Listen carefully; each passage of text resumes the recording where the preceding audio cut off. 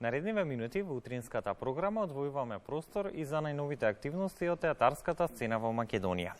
Вкупно 12 театри од земјава и регионот е планирано да настапат на јубилејното 25-то издание на меѓународниот театарски фестивал Денови на комедија во Куманово. Акторот Благоја Чоревски ќе биде лауреат на годинашното издание. Подготовките за отварањето на јубилејното 25-то издание на фестивалот, кое што е закажано за 28 септември, веќе се при крај, а детали за фестивалската програма ова утро дознаваме од Денис Инадиновски, дел од организацијскиот тим на настанот. Добро утро и добро ни дојдовте. Добро утро, Никола, и добро утро на вашите гледачи и на вашиот тим во Македонската радиотелевизија. Ајде така и ќе започнеме. Докаде се подготовките за 25-то јубилејно издание на фестивалот Денови на комедија и што значат 25 години традиција на овој меѓународен театарски фестивал? Така, значи чим почнуваме веќе да правиме промоција по телевизиите и по медиумите за фестивалот Денови на комедија, значи веќе подготовките се при крај. Што значи 25 години јубилеј значат една голема работа и голем предизвик да се оправда оно сработеното за изминатите години, да останеме на тоа ниво и да останеме на тие добри представи кои што ги забавуваат нели кумановци и другите нели гледачи кои што ги следат представите, така да при крај сме со подготовките. Веќе почнуваме со една интересна уметничка инсталација во големото фоје на Центарот за култура, каде што е една од новините и кое што ја изработува нашиот сценограф Крсто Богоевски. Така да подготовките веќе се при крај. Ете така, убаво, тоа секако вест која што ќе ги радува сите љубители на овој фестивал. Она што е интересно да споменеме дека годинава фестивалот ќе има надпреварувачки карактер, па кои се оние останати новини кои што ги носи 25-то издание? Покрај новината, нели главната награда Васил Илјовски која што ја доделуваме секоја година, оваа година новините се со тоа што дека овој фестивал ќе биде од надпреварувачки карактер.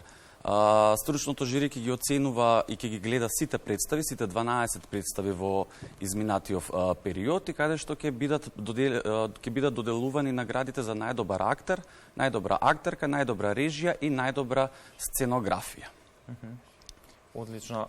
Би сакале да ни откриете со која представа ќе биде отворен така, фестивалот? Колку представи ќе имаат можност да погледнат сите гледачи? Така, оваа година на репертоарот се 12 представи.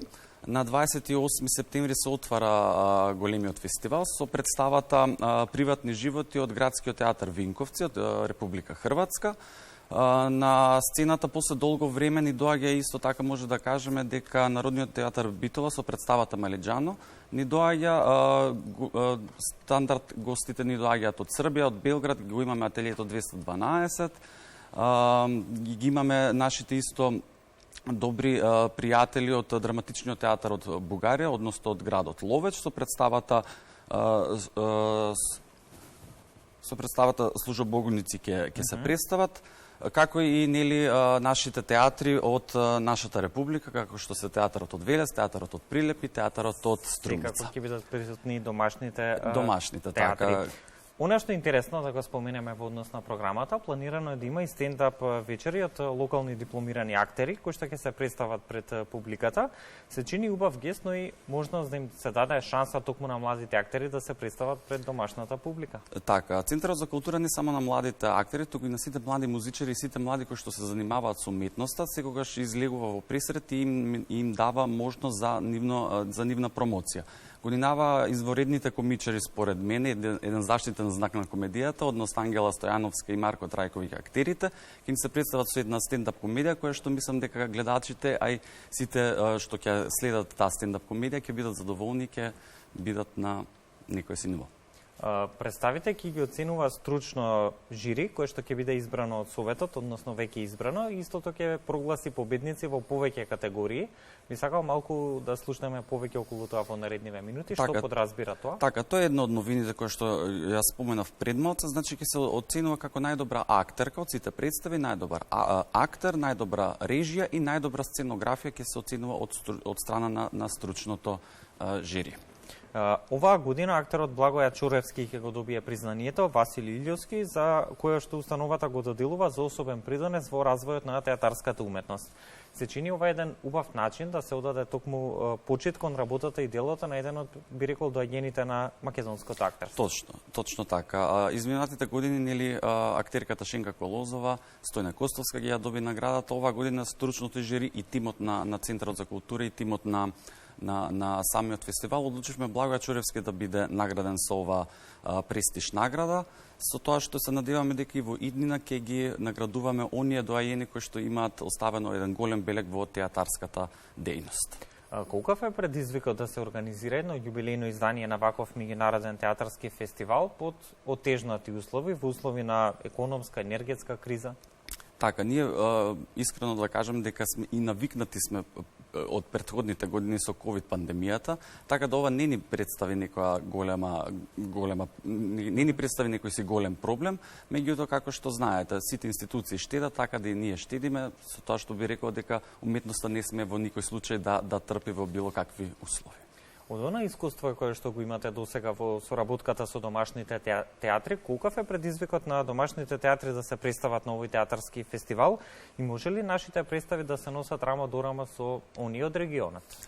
Можам слободно да кажам дека може да се носат рамо со тие од регионот, бидејќи комедија како комедија е најтешко уствари да се представи, да се прикаже на сцената. Обичните представи, да ги кажеме, драмите или останатите, да ги кажеме, теми се многу полесни според мене да се прикажат, а да се насмее човек е во секој случај многу потешко. Меѓутоа, рамо до рамо може да се каже дека стоиме со и останатите представи од регионот. Од друга страна, каква е соработката со театрите од надвор? Колку тие се расположени за соработка, гостување на овој меѓународен театарски фестивал и какво реноме изгради овој фестивал низ годиниве, зборувам во однос на однадвор? Така, представите од регионот секогаш се многу нормално расположени за гостување кај нас на фестивалот, не само на фестивалот, меѓутоа и во месечните програми што ги прави Центарот за култура и театарот Куманово. Предизвик голем е да се донесат добри представи, да кажеме, од регионот. Можам да кажам дека српските представи остават многу добар белег во Куманово, но можам да кажем и во нашата држава. Генерално. Каков е интересот кај македонската публика досега за веќе почнуваме така, имаме голема заинтересираност, картите се веќе пуштени во продажба, може слободно гледачите и сите што ја следат театарската дејност да се обратат во Центарот за култура и да си ги набават билетите за престојните представи. И сосема наку со конкретно на разговорот, какви се очекувањата од јубилејното 25-то издание и какви се идните планови за меѓународниот театарски фестивал Денови на комедија, во која насока би сакале да го видите во наредниве години? Така, значи од година за година нашиот фестивал расте. Почнавме нели со тие новини како што е наградата Васил Илјовски со специјалната престиж награда да се доделува. Веќе оваа година нели започнавме со доделувањето на награди како најдобра актерка, најдобар актер, да не се повторувам. Се надеваме дека до година ќе имаме некои нови новини, па ќе бидеме во контакт и ќе бидеме исто така во контакт со стручните лица, со публиката, со јавноста кои што можат нели исто да ни дадат свои предлози за подобар успех на фестивалот.